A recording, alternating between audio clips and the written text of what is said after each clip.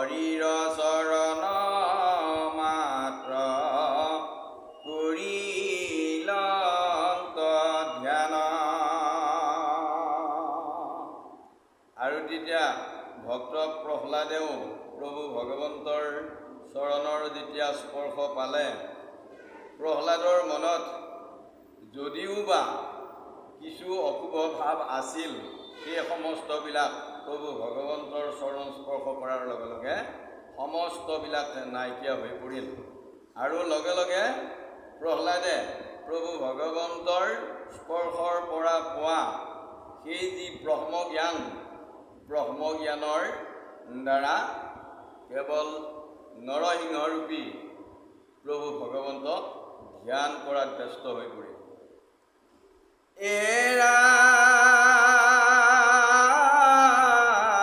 ৰাম ৰাম অহৰি পাদ পদ্ম ভক্তি পুৰুষাৰ্থ জানি, শিঘৰিল নোম নয়নৰ পৰে পানী, হৃদয়ত বিল প্ৰেমে নোলাই বচন, আৰম্ভিলা মহাস্তুতি কায় কমন। আৰু এই হৰিৰ পাদ পদ্মত যি ভকতি, এই ভকতি শ্ৰেষ্ঠ, যি ভকতিৰ দ্বাৰা পুৰুষাৰ্থ লাভ কৰিব পাৰি, অৰ্থাৎ ধৰ্ম অৰ্থ কাম মোক্ষ, এই চাৰি পুৰুষাৰ্থ পাই এই চাৰি পুৰুষাৰ্থৰ কথা বা প্ৰভু ভগৱন্তৰ চৰণত সমস্তবিলাক পাই, এই কথা প্ৰহ্লাদৰ যদিও আগৰ পৰাই জ্ঞেয়, তথাপিতো মনত পৰাৰ লগে লগে প্ৰহ্লাদৰ গাৰ নোম যেন ডাঙৰ খাই শিহৰি উঠিল আৰু চকুৰ পৰা আনন্দৰ, ভক্তি প্ৰেমৰ আনন্দৰ চকুলো নিগৰিল। আৰু প্ৰহ্লাদৰ হৃদয় তিতি গ'ল, যেন ভক্তিৰ বশত মুখেৰে বচনে নোলোৱা হ'ল। আৰু লগে লগে প্ৰহ্লাদে আৰু গভীৰভাৱে তাই মন বাক্যে সমস্তবিলাক চৰণত অৰ্পণ কৰি মহাস্তুতি আৰম্ভ কৰিলে। ও ব্ৰহ্মায়াদি দেৱগণ মুনি সিদ্ধ বহু গুণে শান্ত মনে নানা বচনত,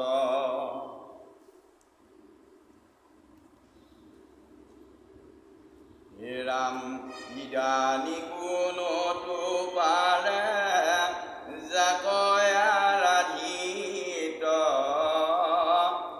এতে কতে তুষ্ট হৈলা অসুৰ জাতিত। ব্ৰহ্মাকে আদি কৰি এই ত্ৰিদশ কোটি দেৱতা, লগতে মহা সিদ্ধ যিমানবিলাক মুনি আছে, বিভিন্ন বচনৰ দ্বাৰাও, সান্তনা স্তুতি বাণীৰ দ্বাৰাও প্ৰভু ভগৱন্তক, নৰসিংহৰূপী ভগৱন্তক স্তুতি বা শান্ত কৰিব পৰা নাছিল। গতিকে কৈছে ইদানীকো নতু পাৰে যাক আৰাধিত, এতে কতে তুষ্ট ভৈলা অসুৰ জাতিত। গতিকে প্ৰভু ভগৱন্তই যি অসুৰ জাতিটোৰ নিমিত্তে তেওঁ অতিকে ক্ৰোধান্বিত হৈ আছিল, প্ৰহ্লাদৰ স্তুতিত তেওঁ শান্ত হৈ পৰিল। কৃষ্ণ কৃষ্ণ অ ৰাম ৰাম এতেকে জানো বল দিয়া আদি গুণ, হৰি আৰাধিতে লাগি নৈকা নিপুণ, কেৱল ভক্তিত গদেন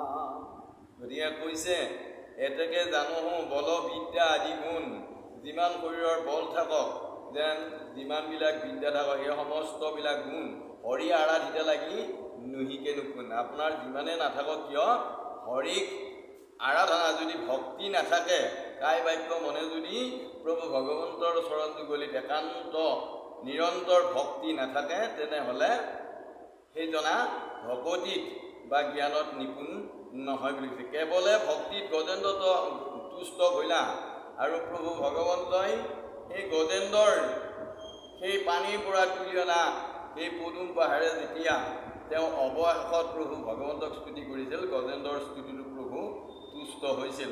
আপোনাৰ সাৰূপ্য দিয়া বৈকুণ্ঠক নিলা আৰু তেতিয়া লগে লগে গজেন্দ্ৰক সাৰূপ্য অৰ্থাৎ ভগৱন্তৰ লগত একে ঠাইত যি লোক বা যি জীৱ থাকিব পাৰে সমান ৰূপৰ দ্বাৰা সেয়া সাৰূপ্য বৈকুণ্ঠ বুলি কৈছে। গতিকে গজেন্দ্ৰক এই সাৰূপ্য বৈকুণ্ঠত তেওঁ স্থিতি দিছিল। বহু গুণযুক্ত যিটো বিপ্ৰমাতিশয় তেহে যদি মাধৱত ভক্তি নকৰ তাতো কৰি ভক্ত চণ্ডালকো শ্ৰেষ্ঠ মানি কায় বাক্য মনে যদি ভজে চক্ৰ পানী। যদি লাগিলে বিপ্ৰয় হওক বা বহু গুণযুক্ত হওক যদি মাধৱত একান্ত ভক্তি নাথাকে তেনেহ'লে তেওঁৰ যিমান গুণ নাথাকক বিদ্যা নাথাকক সেয়া তেওঁৰ ব্যক্তিগতহে, কিন্তু প্ৰভু ভগৱন্তক ভক্তিৰ স্তুতিত তেওঁ অৰিহণা যোগাব নোৱাৰে। তাতো কৰি ভক্ত চণ্ডালকো শ্ৰেষ্ঠ মানি কায় বাক্য মনে যদি ভজে চক্ৰ যদি চণ্ডালেও কায় বাক্য মনে একান্তপটীয়াভাৱে ঈশ্বৰক নিবিড়ভাৱে প্ৰেম ভক্তিৰ দ্বাৰা বস কৰিব পাৰে বা ভক্তিৰ আশ্ৰয় ল'ব পাৰে তেনেহ'লে চণ্ডালকো শ্ৰেষ্ঠ বুলি কৈছে বিপ্ৰতকৈ। ৰাম কায় বাক্য মনে যদি হে ৰাম বিমুখ ব্ৰাহ্মণে আপুনিও শুদ্ধ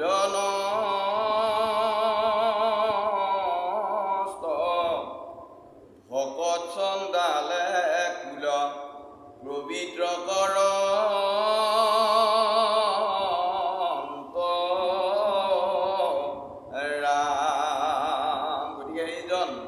ভক্তি নোহোৱা ব্ৰাহ্মণজন বিমুখ বুলি কৈছে আৰু আপুনি নিজেও তেওঁ শুদ্ধ নহয়। কিন্তু ভকত যিজন চণ্ডাল তেওঁ যদি ভকত হয় তেওঁ নিজে উদ্ধাৰ হোৱাৰ বাদেও তেওঁ কুলকো পবিত্ৰ কৰি বা উদ্ধাৰ কৰি লৈ যাব পাৰে। নিজ লাভে পৰিপূৰ্ণ প্ৰভু ভগৱন্ত নিজ অৰ্থে পূজ কৰ বস্তু নলৱ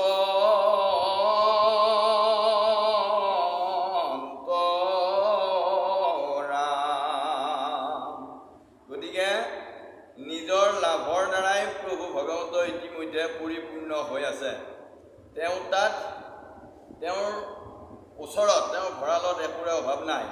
সেইবাবে কৈছে যে নিজ অৰ্থে পূজকৰ বস্তু নলয়। যিজন পূজকে অৰ্থাৎ ভকতে ভাৱকে ভক্তি কৰে তেওঁৰ পৰা প্ৰভু ভগৱন্তৰে আমি ঈশ্বৰজনাক ভক্তি কৰোঁ বিভিন্ন ধন বা নৈবেদ্য আদি দি ভক্তি কৰোঁ, কিন্তু আমাৰ লাভৰ নিমিত্তে আমি ভক্তি কৰোঁ প্ৰভু। তেওঁ আমাৰ পৰা সেইবিলাক তেওঁৰ একোৰে অভাৱ নাই, কিন্তু আমি কামনাবাদী আমি বাঞ্ছা বা সংকল্পবাদী। গতিকে সেইকাৰণে আমাৰ লাভৰ কাৰণেহে আমি বিভিন্ন ঐশ্বৰ্যৰে প্ৰভু ভগৱন্তৰ চৰণত অৰ্পণ কৰি ভক্তি কৰোঁ।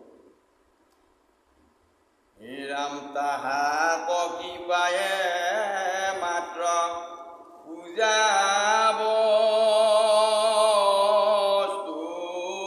স্থূলন্ত যাক পুজি নিজে ধন্য আতিশয় হন্ত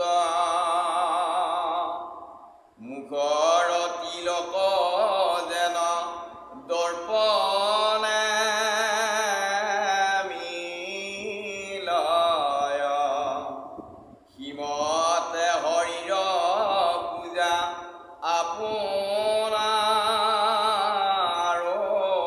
হয়। গতিকে ভকতজনক কৃপাৰ অৰ্থে মাত্ৰ তেওঁ পূজাৰ সামগ্ৰী গ্ৰহণ কৰে। যদি গ্ৰহণ নকৰে তেনেহ'লে ভকতক তেওঁ কৃপা কৰিব নোৱাৰে।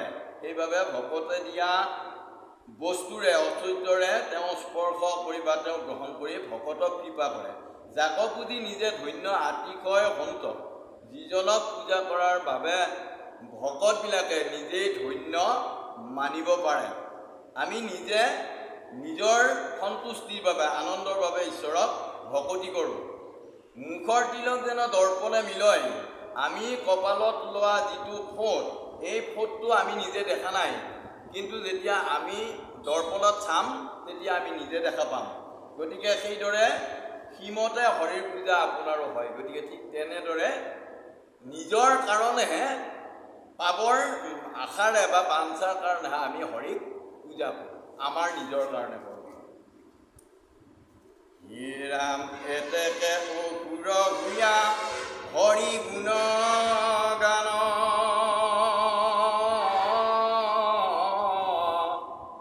অমতি অনুসাৰে আমি কৰিব বৰ্ণনা।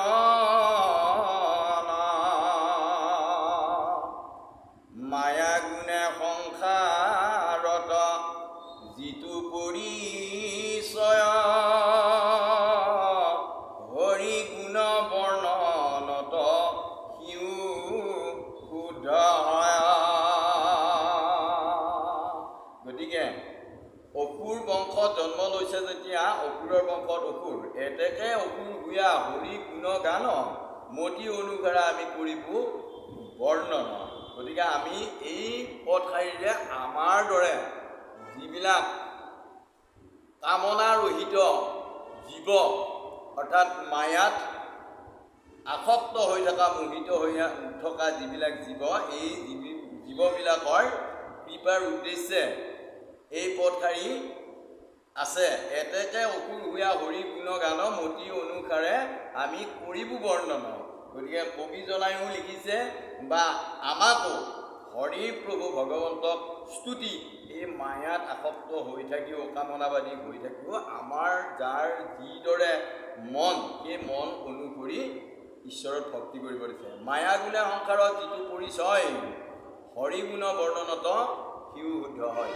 গতিকে মায়াত আসক্ত হৈ যদি মন মলিন হৈ আছে, হৃদয় যদি কপট হৈ আছে, তেনেহ'লে প্ৰভু ভগৱন্তক যেতিয়া ভক্তি কৰিম, সেই ভক্তিৰ দ্বাৰা প্ৰভু ভগৱন্তৰ কৃপাৰ বশত আমাৰ মনবিলাক বা হৃদয়বিলাক পৰিষ্কাৰ হ'ব। অ ৰাম ৰাম, তোমাৰ ভকত ব্ৰহ্মা আদি দেৱ যত,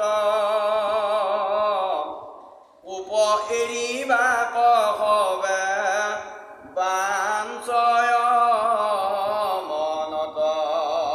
নিহিংগৰূপী প্ৰভু ভগৱন্ত ইমানখিনি কথা কোৱাৰ পিছত এতিয়া লাহেকৈ প্ৰহ্লাদক কৈছে যে ব্ৰহ্মাকে আদি কৰি এই দেৱতা সমস্ত সকলোকে প্ৰমুখ্য কৰি যিমানবিলাকে স্তুতি কৰি আছে, সকলোৱে মোৰ এই কোপ বা খংটো নাইকিয়া মুখী মোৰ হোৱাৰ কাৰণে তেওঁলোকে স্তুতি কৰিছে। গতিকে অজাক লাগি তব কোপ ভৈল উপগত, সাধুৰ সন্তোষ অৰ্থে সিও হত। আৰু যিজনাক লাগি হে প্ৰভু ভগৱন্ত, এইবাৰ প্ৰহ্লাদ যিজনাক লাগি হে প্ৰভু ভগৱন্ত আপোনাৰ কোপ জন্মিল, গতিকে এই সাধুৰ সন্তোষৰ অৰ্থে সিও হত। অন্যান্য সমস্তবিলাক সাধু ব্ৰহ্মাকে আদি কৰি, গতিকে সাধুবিলাকৰ মনৰ সন্তুষ্টিৰ বাবে তোমাৰ এই যি ক্ৰোধ, এই ক্ৰোধটো যাতে নাইকিয়া কৰাৰ প্ৰভু এইবুলি কৈছে। হে ৰাম তজুৰূপ স্মৰণতে গুছে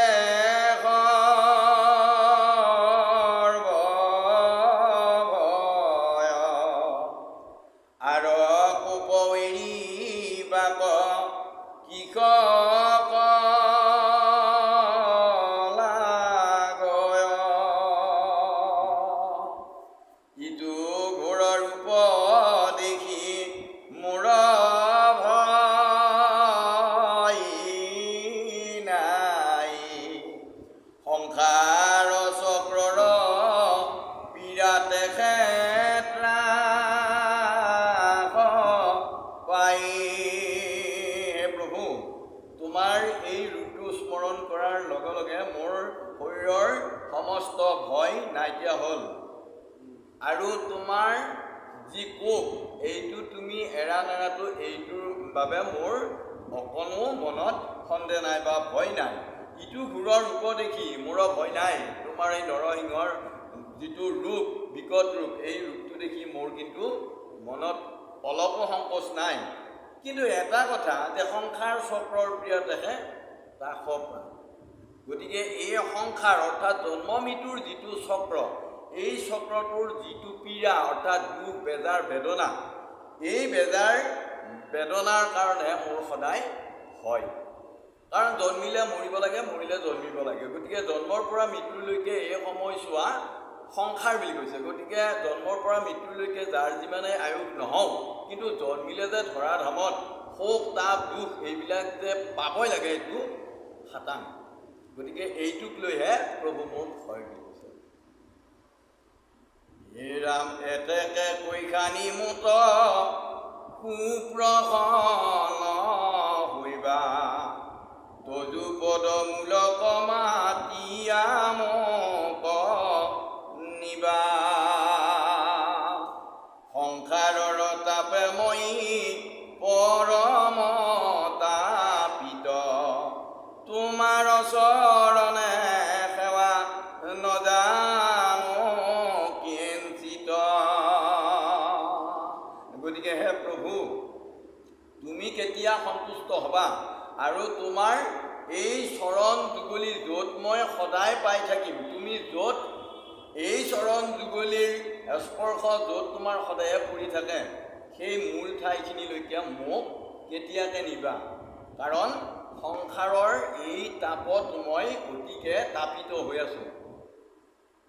গতিকে তোমাৰ চৰণ বিনা মোৰ অকণো তাপ দূৰ নহয়। গতিকে কৈছে তোমাৰ চৰণৰ সেৱা নাজানো কিঞ্চিত।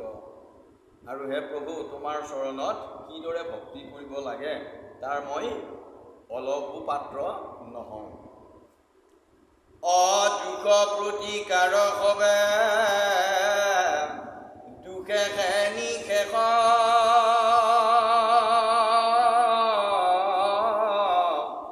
তব পাদ পদ্ম সেৱা দিওপদেশ। সেই মই তজু দাস তজু ভক্ত সংগে,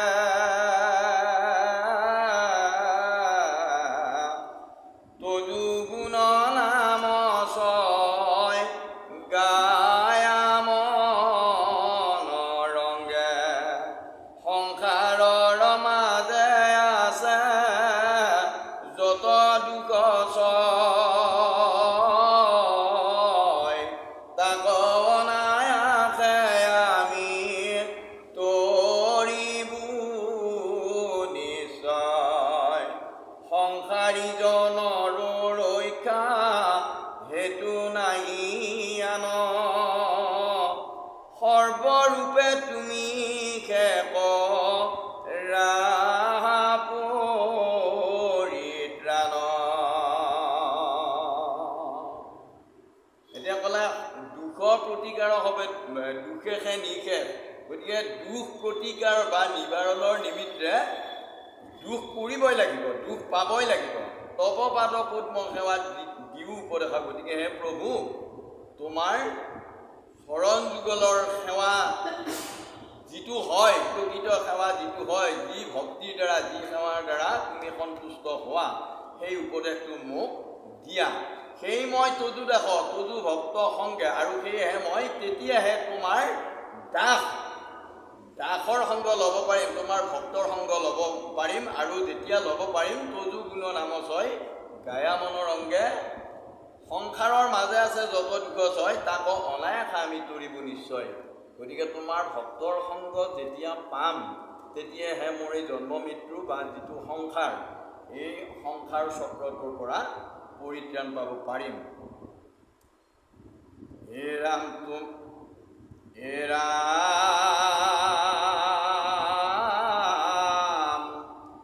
এই হেতু পখিলো তোমাত শৰণ সংসাৰ দুখত হন্তে পৰাণী বৰ্তন ব্ৰহ্মলোক আদি যত বিষয়ৰ ভোগ সবাকো কৰিবু নাশ কালে দিয়া দুখ। গতিকে মই ভূলোক ভুৱলোক স্বলোক মহলোক জনলোক তপলোক আৰু সত্যলোক, গতিকে ব্ৰহ্মলোক পৰ্যন্ত এই 7 লোকৰ যিমানবিলাক বিষয়ৰ দুখ, এই বিষয়ৰ দুখবিলাক সবাকো কৰিব না কালে দিয়া দুখ। গতিকে কাল অৰ্থাৎ সময়ৰ এই যিটো সোঁত, দুখৰ যিটো সোঁত, এই দুখটো ভুঞ্জি হ'লেও সকলোবিলাক তোমাৰ চৰণত ভক্তি কৰি নাশ কৰিবলৈ যত্ন কৰিম। হে ৰাম তাক লাগি ইচ্ছামক এতেকে নহয় তজু ভক্ত সংগ্ৰমুক দিয়া কৃপাময়। গতিকে বিষয়ৰ সুখৰ প্ৰতি মোৰ অকণো ইচ্ছা নাই। হে প্ৰভু তুমি মোক ভক্ত সংগ দিয়া। হে ৰামই কোন তামুখিক অঘোৰ অধম তথাপি তোমাৰ কৃপা হৈল নিৰূপম আৰোহীৰে তদু হস্ত পদ দিলা দেৱ ব্ৰহ্মা শিৱ লক্ষ্মী জাত নতু পান্তকে। হে প্ৰভু মইনো কি ইমান তামুকিক, কাৰণ মই অধম অসুৰ জাতিৰ জন্ম, তথাপি তোমাৰ ইমান কৃপা যে তোমাৰ সুকোমল এই নিৰ্মল হস্তখানি মোৰ মাথাত দিয়া তুমি মোক যি কৃপা কৰিলা। সেইবাবে কৈছে আৰোহীৰে তদু হস্ত পদ্ম দিলা দেৱ ব্ৰহ্মা শিৱ লক্ষ্মী জাক নতু পান্তকেৱ। ব্ৰহ্মাকে আদি কৰি অন্যান্য যিবিলাক আছে, যি কৃপা তাহানিও পোৱা নাই। হে ৰাম উত্তম অধম বুদ্ধিয়ে হয় প্ৰাকৃত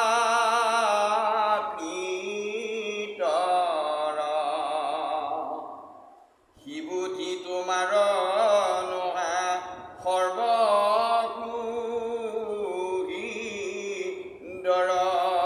গতিকে প্ৰকৃতিত জন্মি যিসকল মৰে, অৰ্থাৎ প্ৰকৃতিস্থ হ'লে এই উত্তম বা অধম এইবিলাক বুদ্ধি নিশ্চিত, ই জন্মিবই। গতিকে সি বুদ্ধিত তোমাৰ নোহে সৰ্ব সুহৃদৰ, যাতে তোমাৰ একান্ত সুহৃদ যি ভক্ত সেইবিলাকৰ কিন্তু সেই বুদ্ধিবিলাক নোপজে, কাৰণ তামসিক ভাৱটো তেতিয়া নাইকিয়া হৈ যায়।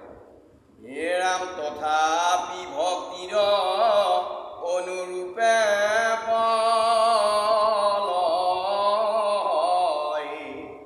যেন কল্পতৰুত সেৱকে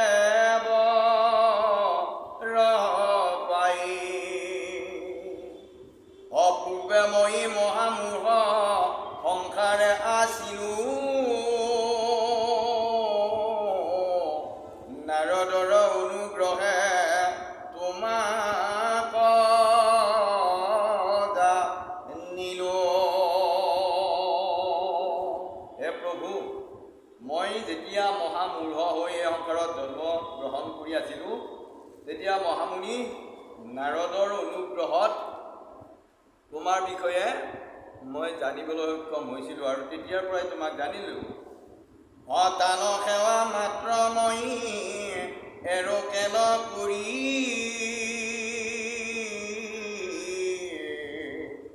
নাৰদৰ সংগ মোক দিও নৰহৰি।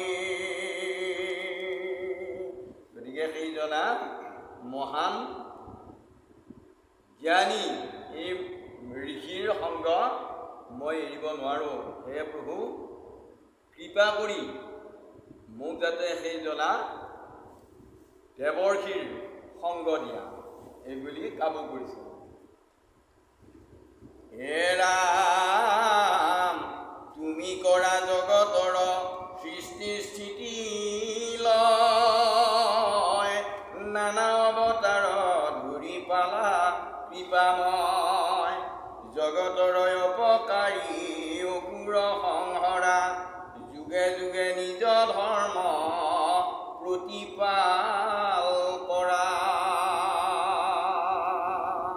তুমি সৃষ্টি স্থিতি সংহাৰৰ দ্বাৰা এই জগতখন প্ৰতিপালন কৰি আছা। তথাপি বৈকুণ্ঠ নাথ মোৰ দুষ্ট মন, তোমাৰ কথাত ৰতি নৰহে সঘন। অনানা কামে বিষয়ক চলাৱে সততে, তজু তত বিচাৰিব তাতে কেন মতে। কিন্তু ক'লে, তুমি যদিও স্বজন পালন সংহাৰৰ দ্বাৰা এই জগতখন পৰিচালনা কৰি আছা, তথাপি বৈকুণ্ঠনাথ মোৰ দুষ্ট মন। হে বৈকুণ্ঠপতি প্ৰভু, অন্তৰ্যামী পুৰুষ, মোৰ মনটো অতি দুষ্ট, তোমাৰ কথাত প্ৰতি নৰহে সঘন। গতিকে যিকোনো মুহূৰ্ততে মই তোমাৰ চৰণকে চিন্তি থাকিব নোৱাৰোঁ, কাৰণ মোৰ মনটো হঠাতে বিচলিত হৈ পৰে।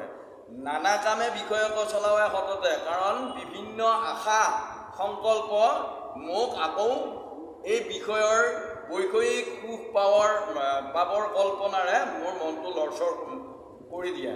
তজু তত্ত্ব বিচাৰিবো তাতে কেনমতে। গতিকে মই অধমে তোমাৰ তত্ত্ব কেনেকৈ বিচাৰি পাম প্ৰভু। গতিকে হে ৰাম, যেন গৃহস্থ কবো ভাৰ্যা দুখ দে, তেন মতে ইন্দ্ৰিয়ক হবে টানিনে।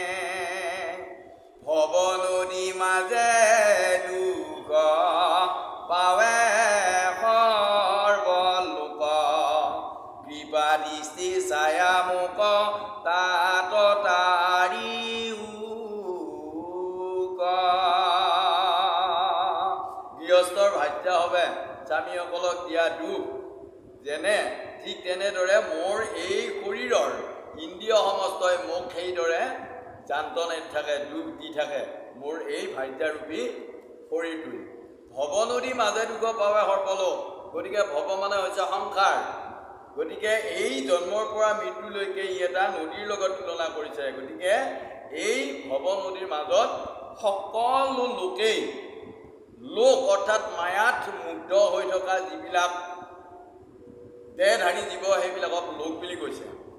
লোকালোকৰ সমষ্টি অৰ্থাৎ জ্ঞানী আৰু অজ্ঞানী মানুহৰ থোপটো বা সমষ্টিটোক লোকালোকৰ সমষ্টি বুলি কৈছে। সেইকাৰণে শাস্ত্ৰই প্ৰায় সময়তে কেৱল লোক শব্দটো ব্যৱহাৰ কৰে।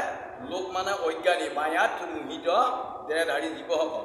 কৃপা দৃষ্টি ছায়া মোক তাত পৰিব। হে প্ৰভু, সেইবাবে মই মায়াত মুগ্ধ হৈ থকা এই পাপী জীৱ, মোক কৃপা কৰা প্ৰভু, যাতে তোমাৰ চৰণত ভক্তি কৰি মই তৰি যাব পাৰোঁ।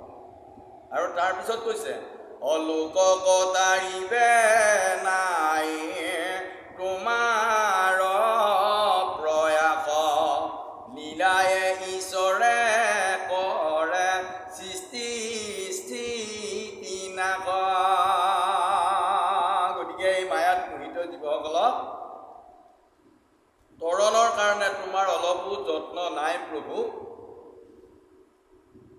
সেইবাবে লীলায়ে ঈশ্বৰে কৰে সৃষ্টি, তেওঁ ইচ্ছা অনুযায়ী যি যেতিয়া মন যায় তেতিয়াই তেওঁ কৰিব পাৰে। সমস্তবিলাক তেওঁৰ হাতৰ মুঠি। অবৈজ্ঞানিক অনুগ্ৰহ মহন্তে কৰ,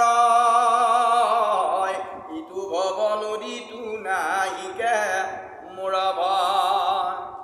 এৰাম যাতে তদু ভক্ত সেৱা সংগ সুখ পাওঁ, তদু কথা অমৃতত মগ্ন হুয়াৰ। অভকতিহীনক মাত্ৰ কৰা মনে খেদ, পুত্ৰত ভাজাত যিটো মগ্ন অবিচ্ছেদ। তুমি কেৱল তোমাৰ চৰণত, তোমাৰ প্ৰতি যাৰ প্ৰেম ভাৱ নাই, যিবিলাক লোক অৰ্থাৎ সংসাৰী মনুষ্যৰ তোমাক ভাবিবৰ অলপো আহৰি নাই, সেইবিলাকহে তুমি খেদ কৰা, অৰ্থাৎ ঘৃণাৰ দৃষ্টিৰে চোৱা বা তেওঁক উদ্ধাৰৰ কাৰণে অকণমানো তুমি যত্ন নোলোৱা। পুত্ৰৰ ভাৰ্যা যিটো মগ্ন অবিচ্ছেদ, এইসকল সংসাৰী। এৰা মায়া কৱেৰিয়া মই নলওঁ মুকুতি, তুমি বিনে আনৰ ৰক্ষা নাই লক্ষ্মীপতি। অবিদ্যাবাদী যত গুণ মুক্তিৰ সাধন, ভকতি নবৈলে হোৱে সৰ্ব কাৰণ।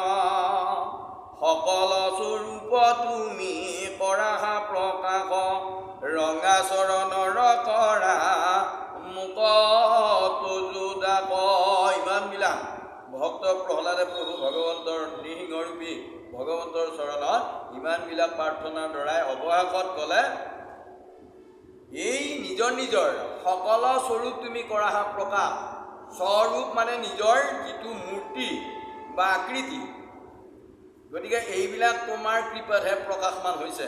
গতিকে হে প্ৰভু, তুমিয়ে সমস্ত দেহৰক্ষী, তুমিয়েই পৰিচালক। গতিকে ৰঙা চৰণৰ কৰা মুক তজুদা, তোমাৰ এই ৰঙা চৰণ দুখন, যি দুখন চৰণত আশ্ৰয় ল'লে ভগৱন্তৰ কৃপা দৃষ্টি পৰে, গতিকে সেই চৰণ যুগলিত যাতে আশ্ৰয় দিয়া প্ৰভু, তুমি দাসৰো দাস কৰি মোক কৃপা কৰা। অশুনা সভা সদায়িতো কথা মনোহৰ, ৰাম ৰাম কথা মনোহৰ। প্ৰহ্লাদৰ স্তুতি বিবেকৰ সুখ কৰ। যিবিলাক বিবেকী লোক ইহ সংসাৰত এই প্ৰহ্লাদৰ স্তুতি বাণীখিনি যিসকলে শ্ৰৱণ কৰে, তেওঁবিলাক বিবেকী বুলি কৈছে, আৰু তেওঁবিলাকেহে এই সংসাৰৰ পৰা সুখৰ পথ প্ৰশস্ত কৰিব পাৰিব। সামান্যৰ বুজিবাক লাগি হোৱে টান, এতেকে সবাৰ পদে নকৰিলো ব্যাখ্যা, কিন্তু সাৰ